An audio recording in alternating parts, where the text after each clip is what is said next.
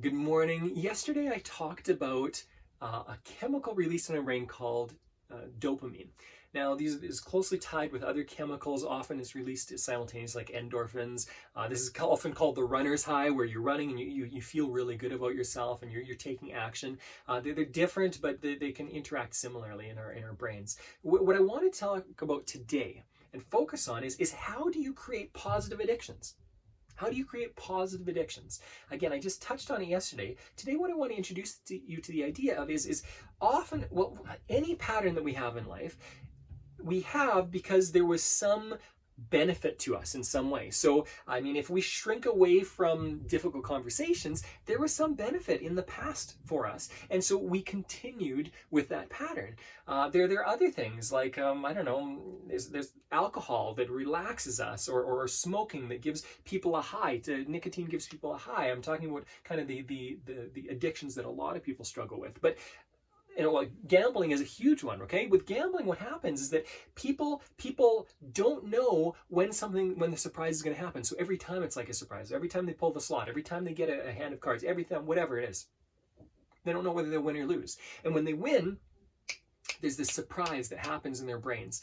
Now, you can utilize this to create your own habits. You can utilize this to create your own habits. This is how you do it. Like, I'll give you a really quick example of one way I did it. Yesterday I told you that I don't love writing sales copy or marketing copy. That's something that if I don't get it done early, it most likely isn't happening in the day.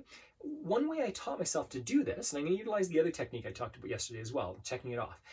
I would do two things. Well, I would do a number of things. Okay. First of all, I would make sure that it was in front of me and that I knew I needed to do it in the morning. I would set it apart. I would put it in my calendar. Secondly, I would make sure that I just start. I simply needed to start it. And in order to start things, sometimes they need to be seen as less daunting. And if they're huge and daunting, typically we won't take action on them as much. So I would make sure that I simply need to do 5 minutes. So I'd set my phone for 5 minutes or my watch for 5 minutes. And then I would work at that sales copy for 5 minutes. That's it. This is how I was creating the habit. Next thing I would do, and if you want more on habits, go to my habit series. It should be on the same page you got some of these from, okay? Or go to my website and you'll see with free content a way to access the habits videos. But the next thing I would do is as soon as 5 minutes were up, as soon as the alarm went off, I would put down what I was doing, turn off the alarm, and make a check. A click on something, and then I would reward myself. At the time, I was working on these sugar-free keto, like Reese's Pieces peanut butter cups that I made at home. Okay, they were handmade, so or homemade. So what I would do is I would as soon as I finished those 5 minutes, I would check off the box. I actually have an app that I use for that, and then I would take the keto bite. And these were great. I was really enjoying it. This gives me a dopamine rush. Now here's the key. At the beginning, when you're creating the habit, when you're creating this addiction, this positive addiction, you want to do the thing that rewards you. So that keto, that check mark, that whatever it is, the keto bite, what you want to do is make that as close as possible to when you started the task. This is why I did it for 5 minutes, sometimes even less at the beginning. And when I'm training clients in habits, often I do this. And they're like, Mark, what can I get done in 5 minutes? I'm just starting this activity. Why would I already reward myself? What you're doing is you're tricking the brain into saying, start this. When you start this, it's good. You will like it.